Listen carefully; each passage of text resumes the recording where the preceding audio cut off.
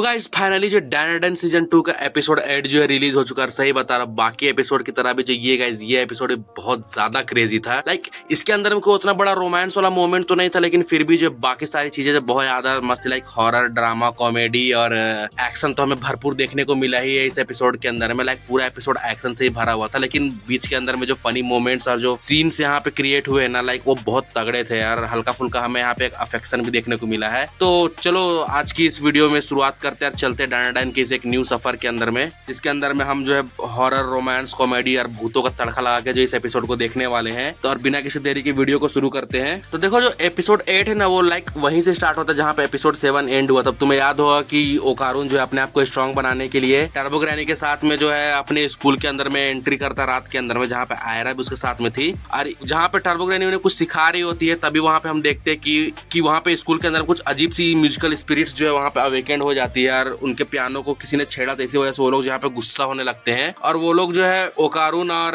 बाकी लोगों पे जो यहाँ पे अटैक कर देते हैं। अब देखो वो क्यों थे और वो स्पिरिट्स क्या थी, उसके बारे में हमें आज की डिटेल एपिसोड के अंदर पता चलेगा, ये लास्ट में तुम्हें बताऊंगा। फिलहाल जो अभी बात करते हैं कि जब वो स्पिरिट्स निकल के आए तो वो जो गुस्से में पूछती कि आखिर किन्होंने जो उसके पियानो को छेड़ा और कौन जो यहाँ पे शोर शराबा कर रहा है। तो ओकारून और आयरा तो यहाँ पे चुपचाप से, तो उन्होंने कहा हमने नहीं किया, लेकिन टर्बो ग्रैनी की भाई अलग ही लेवल बकचोदी चल रही है। वो यहाँ पे सीधा चिल्लाते हुए कहते कि इन दोनों ने किया है, और ये सुनने के बाद वो लोग शांत कर रहे होते हैं, लेकिन तब तक बहुत देर हो जाती है क्योंकि वो लोग जो है बहुत ज्यादा भड़क जाते हैं और वो जो है आयरा और ओकारून पे जो है अटैक कर देते हैं। अब देखो टर्बो ग्रैनी की इस भाषण की वजह से उनके पास कोई ऑप्शन थी नहीं, अब उन्हें जो उनसे लड़ना ही पड़ेगा। तो दोनों जो ट्रांसफॉर्म होकर वापस से अपनी पावर्स में एंटर कर जाते हैं और वो लोग जो है उनकी तरफ बढ़ने लगते हैं। अब देखो यहाँ पे ओकारून और आयरा के पास में कोई चॉइस नहीं थी, उन्हें जो उन पर अटैक ही करना पड़ता है। और हम देखते हैं कि वो जो म्यूजिकल स्पिरिट्स थी वो जो है अपने बीट्स को जो यहाँ पे अटैक की तरह यूज करती है। अब जैसे ही जो वो बीट्स आगे बढ़ती है, ओकारून जो है उनको डॉज करते हुए निकलता है ताकि वो जो उन पर अटैक कर सके, लेकिन हम देखते हैं कि वो बीट्स जो है वो एक्सप्लोड कर जाती है। इसके वजह से ओकारून को बहुत ज्यादा डैमेज होता है। टर्बो ग्रैनी उन्हें वार्न कर देती है कि वो जो म्यूजिकल नोट्स है वो एक्सप्लोड करते, तो उन्हें जो उनसे बचना होगा। और साथ ही में जो एक रेस्ट सिंबल भी है, उससे अगर वो जो टच हो जाते हैं तो वो जो फ्रीज हो जाएंगे एक जगह पे, और अगर एक बार वो फ्रीज हो गए तो सामने वालों की उन पर जो अटैक करना बहुत ज्यादा इजी हो जाएगा। इसीलिए उन्हें जो उन सभी को डॉज करना पड़ेगा। और फिर सीन शिफ्ट हो जाता है अचानक से उनके स्कूल से एक पता नहीं एक अजीब सी जगह पे, जहाँ पे वो लोग जो एक न्यू वर्ल्ड सा क्रिएट कर देते हैं और उसके अंदर उन्हें ट्रैप करके वहाँ पे अटैक करने लगते हैं। अब ओकारून और आयरा दोनों को जो है यहाँ पे इनसे जो है फाइट करके इन्हें हराना पड़ेगा ताकि वो लोग जो है वापस अपनी दुनिया में जा सके। देखो इस म्यूजिकल बीट्स के अटैक से आयरा और ओकारून दोनों डॉज कर रहे होते हैं, लेकिन आयरा की स्पीड जो है ओकारून से कहीं ज्यादातर बहुत अच्छे से डॉज कर रही होती है। और ये देखकर टर्बो ग्रैनी जो ओकारून पे चिल्लाने लगते हैं कि जैसे वो डॉज करे वैसे उसे भी डॉज करना है। और लेकिन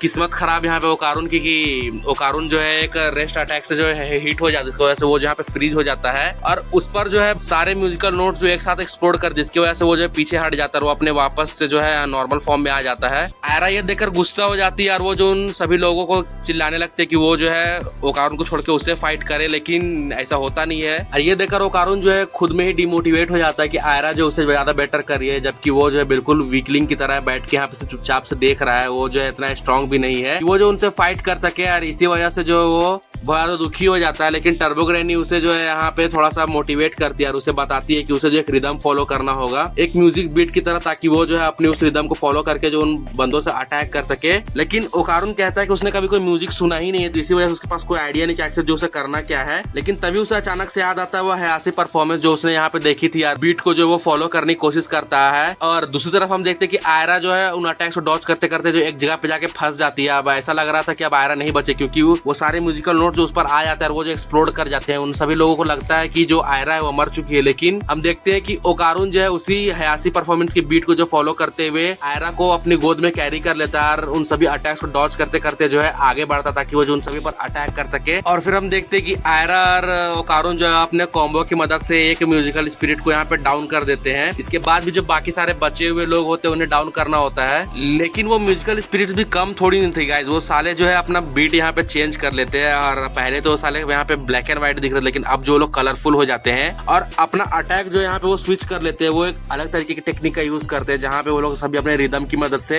एक बहुत बड़ा सा हॉल क्रिएट करते हैं जहाँ पे जो म्यूजिक परफॉर्मेंस होती है। फिर वो लोग जो स्टेज के अंदर में एक बहुत बड़े जायंट्स को जो समन करते हैं, और ये जायंट्स जो है बिल्कुल यहाँ पे जैसे समन होते हैं, वो जो ओपेरा में जैसे सिंगिंग होती है बिल्कुल वैसे ही जो ये गाना गाने लगते हैं। और वो 4 जायंट्स में जो 3 जायंट्स थे उनके मुंह से जो बहुत अजीब से बंदे जो यहाँ पे निकल के क्रीपी से आने लगते हैं, जो कि एक तरीके से ऑडियंस थे। ओकारून ओकारुन और आयरा पे जो अटैक कर देते हैं। अब देखो ये बिल्कुल सीजन 1 की तरह ही क्रेजीनेस यहाँ पे भी भरी पड़ी है सीजन 2 के अंदर में भी। तुम्हें याद होगा जब टर्बो ग्रैनी से ओकारुन और मोमो फाइट कर, तब भी जो ऐसे ही कुछ बंदों को यहाँ पे जो इन्होंने छोड़ दिया था इसके पे, ताकि वो लोग जिन पर अटैक कर सके। बिल्कुल सीजन 2 में भी ऐसा ही होता है। बस फर्क ये है कि सीजन 1 के अंदर में जो बंदे इसके पीछे भाग रहे थे ओकारुन और मोमो के पीछे, वो जो रियल इंसान थे, और इसके अंदर में जो ये बंदे हैं ये जो है म्यूजिकल स्पिरिट्स की जो क्रिएट किए हुए पावर्स है। और ये लोग जो यहाँ पे ओकारुन और आयरा को जो है ओवरवेल्म कर देते हैं। उन्हें समझ में नहीं आता आखिर वो जो कैसे उन लोगों से फाइट करेंगे। लेकिन इसके बाद फिर आयरा के दिमाग में एक प्लान आता है। वो जो ओकारुन को अपना हाथ पकड़ने के लिए कहती है और वो उसका हाथ पकड़ के दोनों एक साथ में मिल जाते हैं। फिर आयरा अपने बालों का इस्तेमाल करती है। अब देखो आयरा अपनी बालों की मदद से जो ओकारुन के साथ में जो है उस जायंट के सर पे लैंड कर जाती है। उसकी वजह से दूसरे जायंट्स जो है ये चीज देखते हैं, तो वो जो है उस जायंट पर जिस पर जो है आयरा और ओकारुन खड़े थे उसे जो हिट कर, जिसके बाद वो जमीन पे गिर जाता है। और हम देखते हैं कि वो जायंट्स जो है फिर से एक बार